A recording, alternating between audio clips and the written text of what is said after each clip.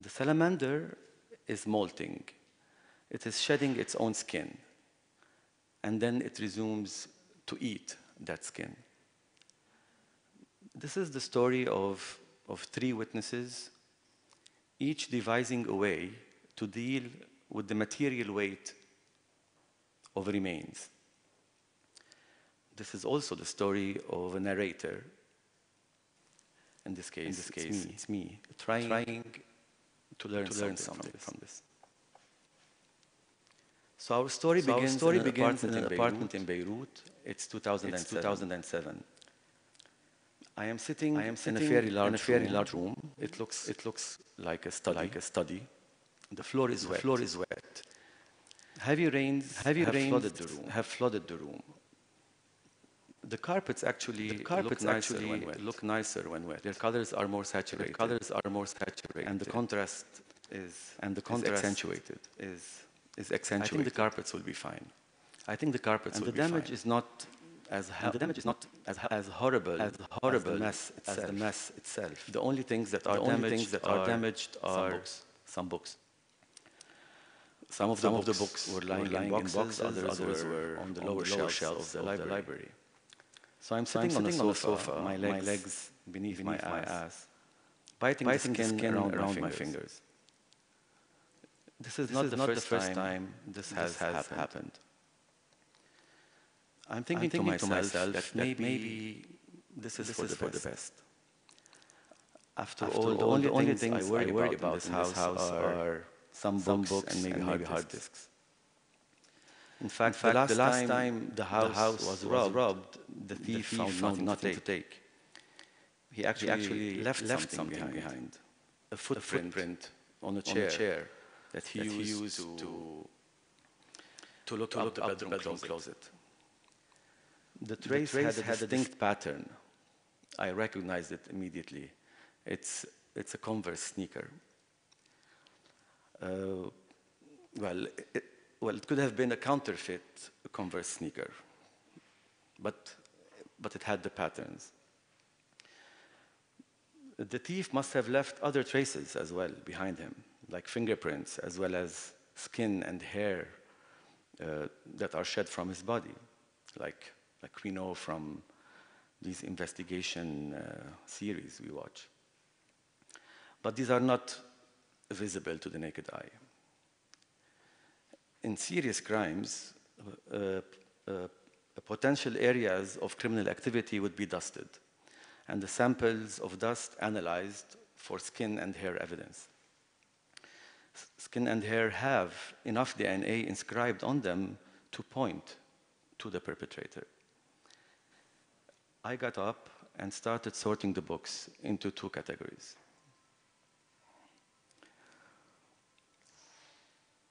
It's 2015, 2 years prior. A judicial investigator stands in a cemetery inspecting a grave. It is around noon on a hot summer day. The grave is marked by a rectangular concrete outline delineating the area, delineating an area in the ground. Wild grass and other plants grow freely and indiscriminately on both sides of the frame. They don't respect the frame. Many of the graves have no headstones and look almost identical. The cemetery had 13 similar graves marked by rectangular concrete frame. The investigator is in his 50s, I'm guessing late 50s. Two old women stand next to him. He was sent to locate the grave of a man whose relatives claim was buried in this small cemetery. His remains can bear witness to his identity in the absence of any other marker. But testing the collected samples and comparing them to his descendants first requires finding the site of the man's remains. So the investigator first identified two locals who witnessed the burial, which happened almost 5 decades ago. The two very old witnesses easily identified the grave itself of a man they knew well. One of the women, who was over 90, wondered how come they are needed in this process. She had long believed that some authorities would have had a record of all buried people. Our story here raises a question. What would have happened if all witnesses have passed away or were not willing to come forward? So before answering, our judicial investigator recites in his head the following verse. They will ask their skins, "Why did you bear witness against us?" The skins will reply, "God gave us speech, and He gave speech to all others, as He gave speech to all others." He then goes on to explain how a DNA sample can still be analyzed without the witnesses, but the process would require partially exhuming all 13 bodies and collecting DNA samples from each of them. This scientific process is not very different from what we are doing here, he tells them. It is still contingent on a social process that includes a network of witnesses. Although a DNA sample seems like an abstract transcript of codes that is scientifically compared to another transcript of codes, in this case, the DNA of the descendants compared to DNA collected from the burial sites. But this scientific process is still contingent on the presence and testimony of those who will witness the unearthing of the remains, the collection of the sample, the storage, the testing in the lab, and the eventual relaying of results. So it is still contingent on a witness pointing into the direction of remains.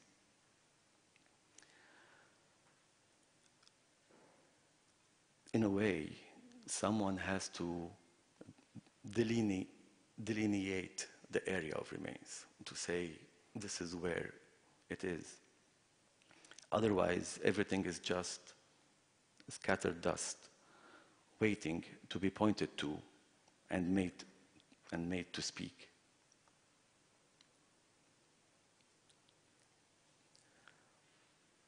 On a sunny day in the 19th century, late 19th century, in a field, a sheet soaked with silver salts is exposed to the daylight. A fleeting image forms on this rectangular paper like magic. The scientist conducting the experiment sees the image. He is alone. It soon disappears. This process was not called photography yet. It did not have a name yet. Soon, though, it would be referred to by different processes and by the names of different inventors working on it. What is important for our story is that there was a time when photography was an ephemeral medium. It was more like theater or magic. You had to witness it. It was something between a scientific experiment and a carnival attraction. It was not a medium for the representation of the likeliness of things, nor a proof for the occurrence of events. At least not yet. The early years of photography, before the discovery of chemicals that can stabilize and fix the fleeting image or the latent image, the photographic image was ephemeral.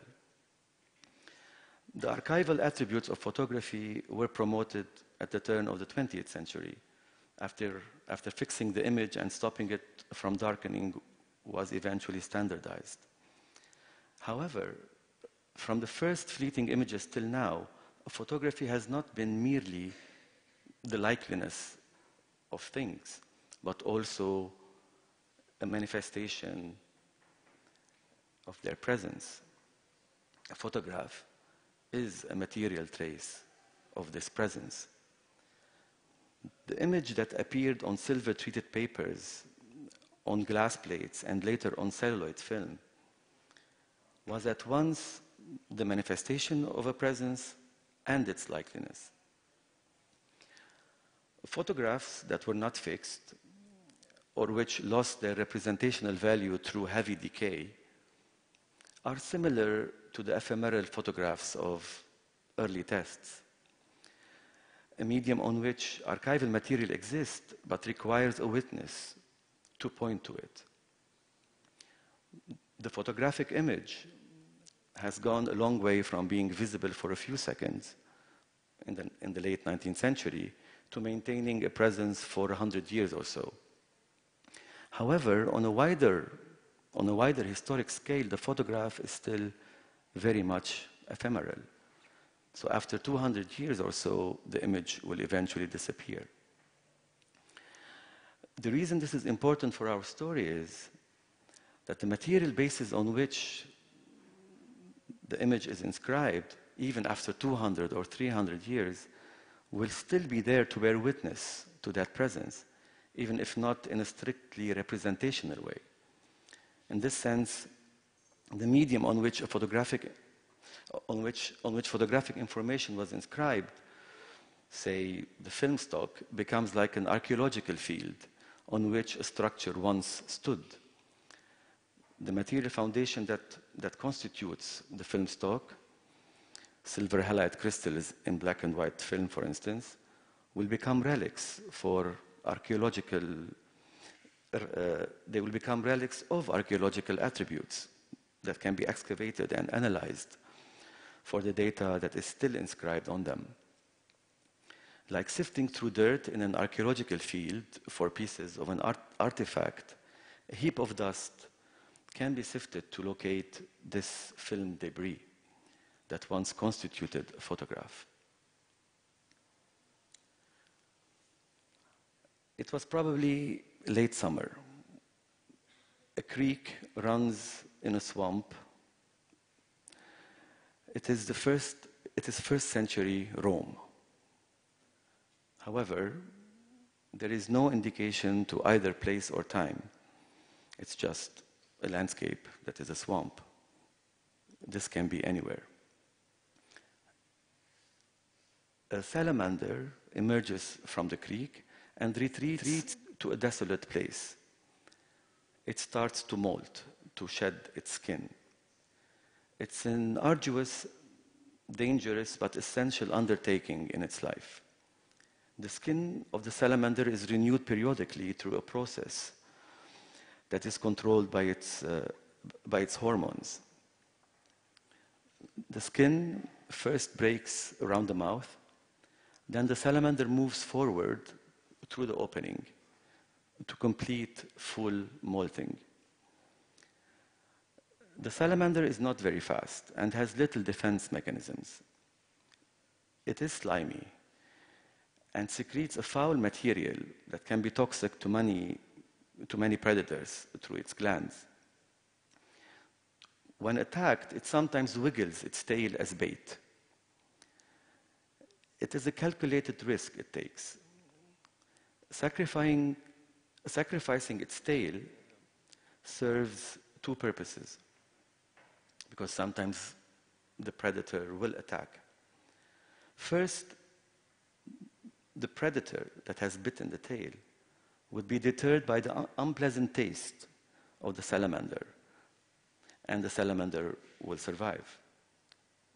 The other reason is the salamander is driven to do so by instinct, in an effort to register with the animal the foul and toxic nature of its secretions, to make animals learn to avoid salamanders in the future.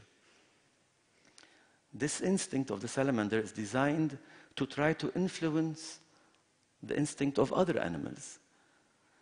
Salamanders are, in a way, on this historic propaganda campaign that they wish to inscribe into other animals.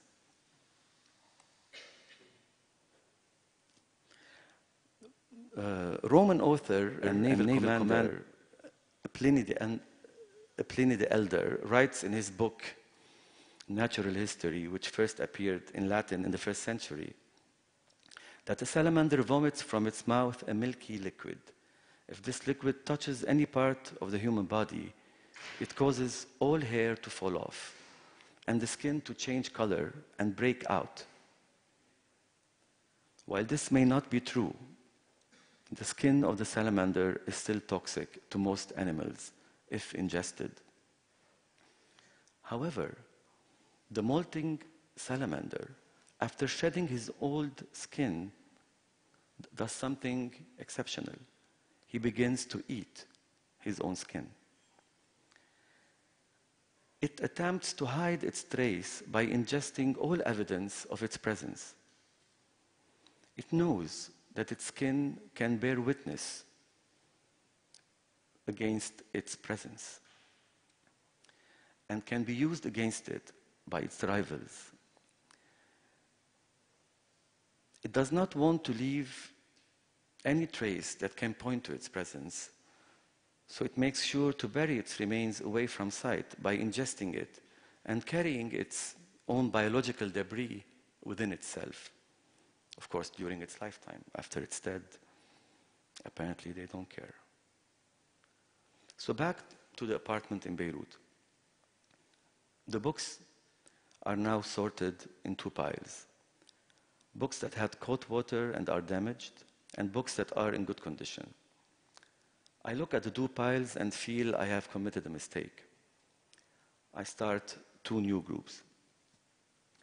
Group X, books that I have for the information they hold, for the content that is inscribed on them. And Group Y, books that have an additional value to me, a value beyond their content.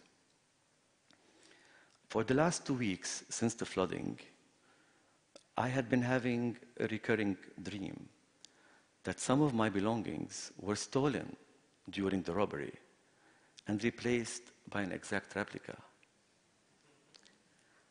I knew where the dream is coming from. I was able to rationalize it, but I couldn't stop it. I'm sure it's a combination of my obsession with the fake Converse and Stephen Wright. Last month, I watched comedian Stephen Wright, and the line that stuck with me was something he tells about his own life, that he says, I woke up one day and everything I own was stolen and replaced by an exact replica. This line was probably coupled in my head with this unnecessary obsession I developed for the robber's footprint. I really wanted to know whether his shoes or her shoes were original Converse or counterfeit ones. So going back to the stacks of books I have now. So Group X, as I said, are books that are readily available. You can find them in libraries. You can buy them from bookstores. Books that with some minimal effort, you can find them digitized and download them. They're saved on thousands of storage devices and servers all around the world. Group Y are books that are very similar, but besides their content, are inscribed with another layer of significance. Many times, these books are actually uninteresting in themselves to me, but I held on to them. I will give you some examples. A used copy of the Essential Frankfurt School Reader left by a friend at my place by mistake. An Arabic translation of The Last Temptation of Christ given to me by a friend, telling me it's a forbidden copy, no one has it. I later discovered you can buy it everywhere. Roots of the Red Oak Tree, or Oak, by Muhammad Dakroob. A friend was trying to lure me into joining the Communist Party, and apparently that's a tactic that works. Maybe on Armenians, because he made sure to tell me that there's a section about the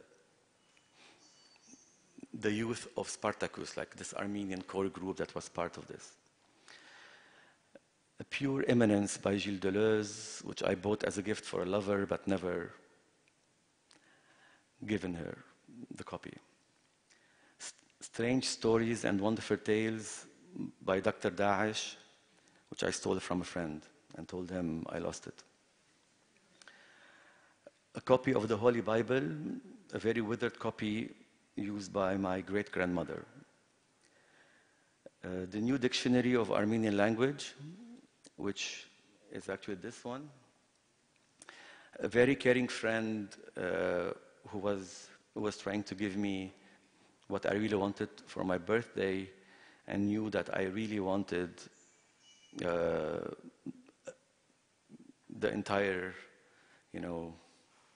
volumes of Haracha Ajarian's Dictionary of Armenian Roots, and she got me this one, which is not the real dictionary I wanted. I never used this one. A book on minimalist music, published by Faden, of the four very famous composers, which was the basis of a long friendship with a friend of mine. That's how we bonded. And then when he left the country, he auctioned all of his library. And again, a very caring friend bought it for me. Capital, Volume 2 in Arabic, published by Al-Farabi, which I never attempted to read. As you see, none of these books are rare copies. They are generic and reproducible and widely circulated. I can give you an example about the kind of books. This book, I checked it out from LAU Library on the 2nd of September 1997 because a person I liked told me, you should read this book. And then we fell in love, and I went back to the library, and I wanted the real book. I didn't want a copy. So I checked it out, told him I lost it, paid $120, but kept the original. I don't think I will read it again. But what is it that I am holding on to? It's actually the belief that certain books are unique, they are personal, they are inscribed with a history of their own. But what is it that bears witness to this inscription? Where is this additional value? Another example, I can show you this lovely Bible by my great-grandmother, which when she died, my parents wanted to throw away because it's just a Bible and it was eaten by rodents. She died, I was 12, and I realized that I should keep this. It's not only a Bible. But my relation to this book is mainly based on a chain of witnesses that have pointed to me that this is the book of my great-grandmother. This could have easily been the Bible of another old woman that died in the same caring home for the elders. Or it could have been a lie that my father thought is funny. Anyway, the only way I have any attachment to an additional inscription is in my belief that it is the book. So, if I hold this as truth, I can transfer this accumulated trace into another body that can carry it, other than the physical book. Something I can hold on to without the burden of the object itself. So if this is really why I'm keeping it, clearly it's not for the content.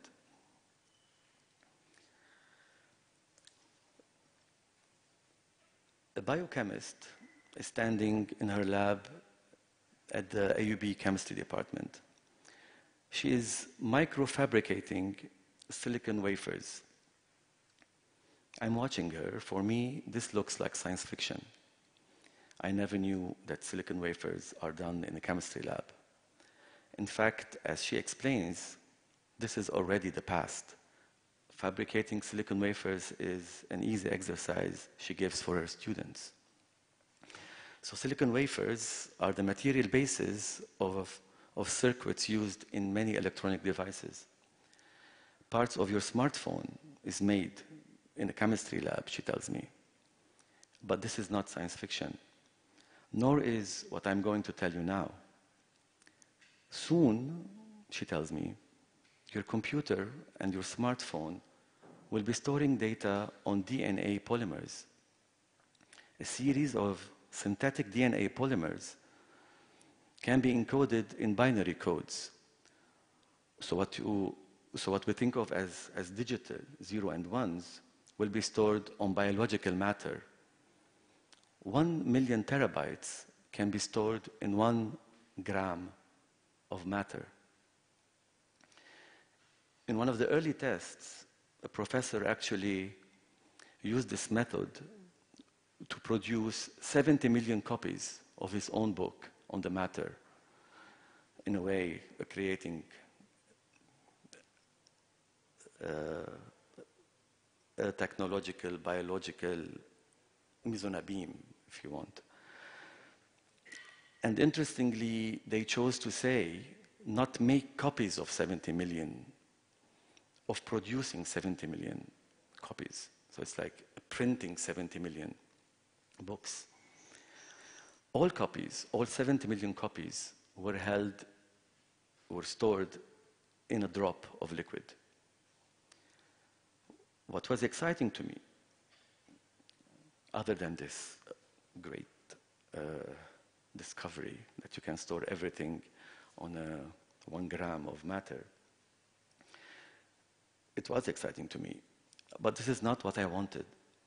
I did not want to save the content of the books.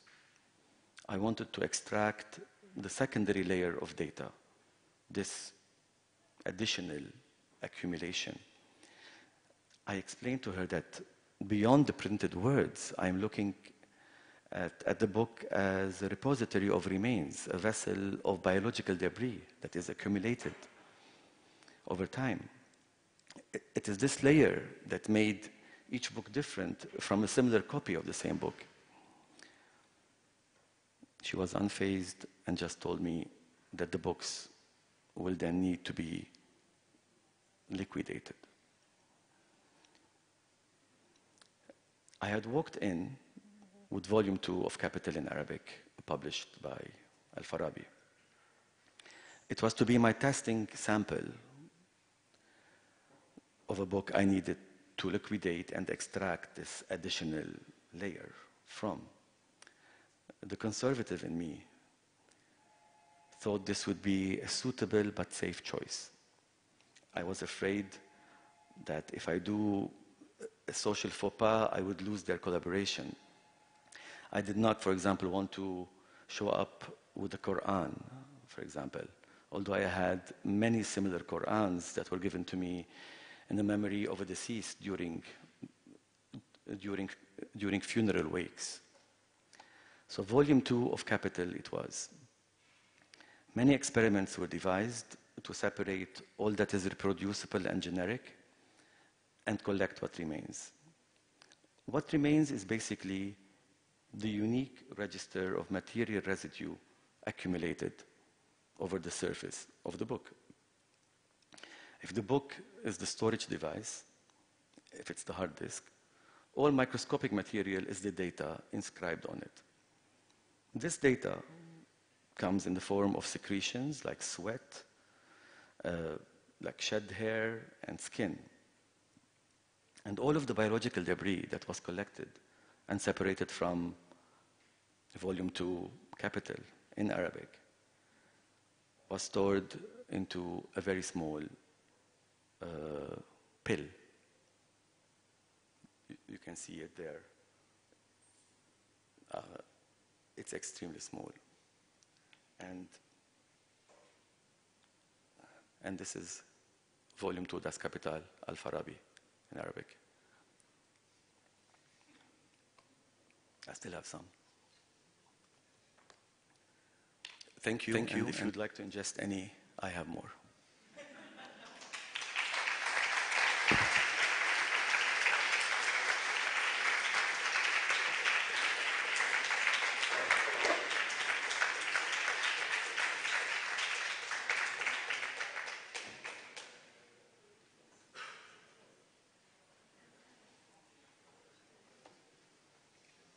Thank you. Thank you, Vartan. Thank you, everybody. Please join us for Rayyan Tabit's performance across the hallway in 10 minutes.